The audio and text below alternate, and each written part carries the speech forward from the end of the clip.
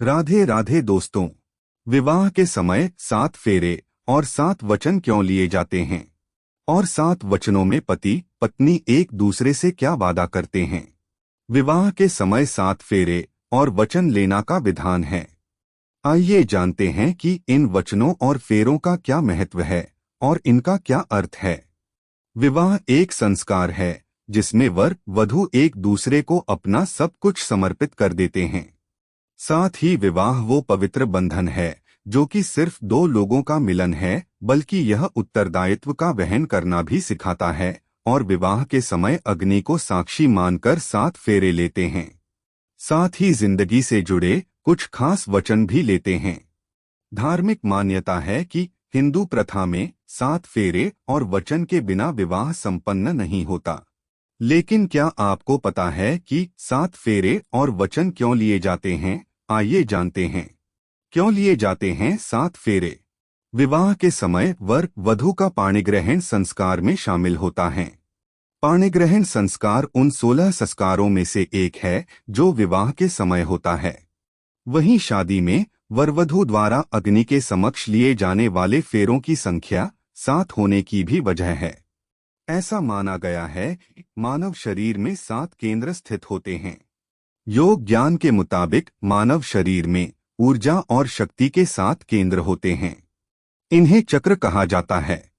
शादी में वर वधू 7 फेरे लेकर अपनी समस्त ऊर्जा और शक्ति एक दूसरे को समर्पित करने का वचन लेते हैं। इसलिए विवाह के समय 7 फेरे लेना जरूरी होता है। शास्त्रों के अनुसार अगर विवाह के समय 7 फेरे नहीं लिए जाएं, तो विवाह संस्कार अधूरा रह जाता है। फेरों में 7 अंक का क्या महत्व है?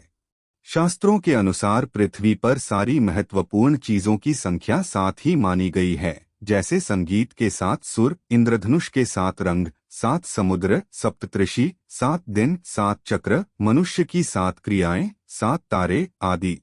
इस प्रकार से वरवधू द्वारा शादी में लिए जाने वाले 7 फेरे इन सभी से अपना जुड़ाव व्यक्त करते हैं। वरवधू से 7 वचन कौन से देता है? पहला वचन, तीर्थव्रतोद्यापन यज्ञ कर्म मया सहैव प्रियवयं कुर्या वामांग मायामि तदा त्वदीयं ब्रवीति वाक्यं प्रथम कुमारी। हिंदी अर्थ है, शास्त्रों के अनुसार पहले फेरे में वधू वर से कहती है कि यदि आप कभी तीर्थ यात्रा को जाओ तो मुझे भी अपने साथ लेकर जाना। साथ ही कोई व्रत उपवास या अन्य धर्म कार्य आप करें तो आज की ही तरह मुझे अपनी बाईं ओर हमेशा जगह देना। यदि आप ये स्वीकार करते हैं तो मैं आपके वामांग यानी बाईं ओर आना स्वीकार करती हूँ। इस तरह से एक वचन पूरा होता है। दूसरा वचन, पूज्यो यथा स्व पितरौ ममापि तथेश भक्तो निजकर्म कुर्या वामांग मायामि तदा त्वदीयं ब्रवीति कन्या वचनं द्वितीयम्। हिंदी अर्थ है, दूसरा वचन कन्या वर से मांगती है कि जिस प्रकार मैं आपके माता पिता का सम्मान करती हूँ, ऐसे ही आप भी मेरे परिजनों को अपना मानेंगे और उनके साथ अच्छा तालमेल रखेंगे। साथ ही कुटुंब की मर्यादा के अनुसार धर्मानुष्ठान करते हुए ईश्वर भक्त बने रहें तो मैं आपके वामांग में आना स्वीकार करती हूँ। तीसरा वचन, जीवन अवस्थात्रये मम पालना कुर्यात् वामांगन्यामि तदा त्वदीयं ब्रवीति कन्या वचनं तृतीय। हिंदी अर्थ है, तीसरे वचन में वधू वर से मांगती है कि आप मुझे ये वचन दें कि आप जीवन की तीनों अवस्थाओं युवावस्था, प्रौढ़ावस्था, वृद्धावस्था में मेरा पालन करते रहेंगे, मतलब मेरा किसी भी अवस्था में त्याग नहीं करेंगे। चौथा वचन, कुटुंब संपालन सर्वकार्य कर्तु प्रतिज्ञा यदि कातंकुर्या वामांग मायामि तदा त्वदीयं ब्रवीति कन्या वचनं चतुर्थं। हिंदी अर्थ है, वधू चौथे वचन में वर से मांगती है कि अभी आप पर किसी तरह का कोई दायित्व नहीं था, लेकिन अब आप पर मेरा दायित्व है, इसलिए अब आप मेरा ख्याल रखेंगे। पांचवां वचन, स्वसद्य कार्ये व्यवहार कर्मण्ये व्यये मामापि मंत्रये था वामांग मायामि तदा त्वदीयं ब्रूते वच पंचमत्र कन्या। हिंदी अर्थ है, पांचवें वचन में कन्या वधू से मांगती है कि अपने घर के कार्यों में विवाहादि लेन देन अथवा अन्य किसी हेतु खर्च में आप मेरी सलाह लेंगे तो मैं आपके वामांग में आना स्वीकार करती हूँ। छठा वचन, न मे मान्म सविधे सखीना द्यूत न वा दुर्व्यसनम भंजश्वेत वामांगमायामि तदा त्वदीयं ब्रवीति कन्या वचन च षष्ठम।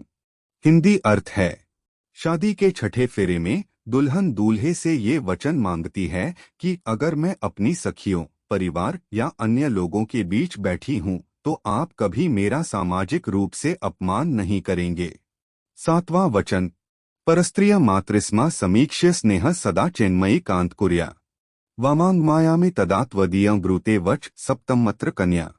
हिंदी अर्थ है, विवाह के आखिरी यानी सातवें फेरे में दुल्हन कहती है कि आप कन्या स्त्रियों को माता, बहन और पुत्री के समान देखेंगे। साथ ही आप पति पत्नी के आपसी प्रेम का भागीदार किसी अन्य को नहीं बनाएंगे। वधूवर से 7 वचन कौन से देती है? पहला वचन, वधू वर को पहला वचन देती है कि मैं आपके बालक से लेकर वृद्धावस्था तक के सभी कुटुंबीजनों का पालन करूंगी। मुझे निर्वाह में जो मिलेगा उससे संतुष्ट रहूंगी। कभी कुछ स्पेशल डिमांड नहीं करूंगी, जो मिलेगा उसमें ही खुश रहूंगी। दूसरा वचन, दूसरे वचन में कन्या ये वचन देती है कि मैं प्रतिदिन आपकी आज्ञा का पालन करूंगी और समय पर मीठे व्यंजन तैयार करके आपके सामने प्रस्तुत करूंगी। साथ ही आपको खाने पीने से लेकर कभी परेशान नहीं रखूंगी। तीसरा वचन, तीसरे वचन में वधू वर को ये वचन देती है कि मैं स्वच्छता पूर्वक सभी श्रृंगारों को धारण कर मन, वाणी और शरीर की क्रिया द्वारा आपके साथ व्यतीत करूंगी। साथ ही आपको किसी भी चीज को लेकर निराश नहीं करूंगी। चौथा वचन, चौथे वचन में वधू वर को ये वचन देती है कि मैं हमेशा सुख दुख में आपका साथ दूंगी। साथ ही आपके पैसे को लेकर जो बजट है उसको देखकर ही बजट बनाकर खर्चे करूंगी। पांचवा वचन, वधू पांचवें वचन में वर से कहती है कि मैं सास ससुर की सेवा करूंगी और आप जहां रहेंगे मैं आपके साथ वहीं रहूंगी। मैं अर्थ और काम संबंधी कार्यों में मैं आपकी इच्छा के ही अधीन रहूंगी। साथ ही आपको कभी किसी चीज को लेकर निराश नहीं करूंगी। तो दोस्तों, हम उम्मीद करते हैं कि आज की हमारी इस वीडियो में सुनाई गई है कथा आपको जरूर पसंद आई होगी, और अगर आप हमारे चैनल पर नए आए हो तो चैनल को सब्सक्राइब कर दे और वीडियो को अपने दोस्तों को जरूर शेयर करें। जय श्री कृष्णा, राधे राधे।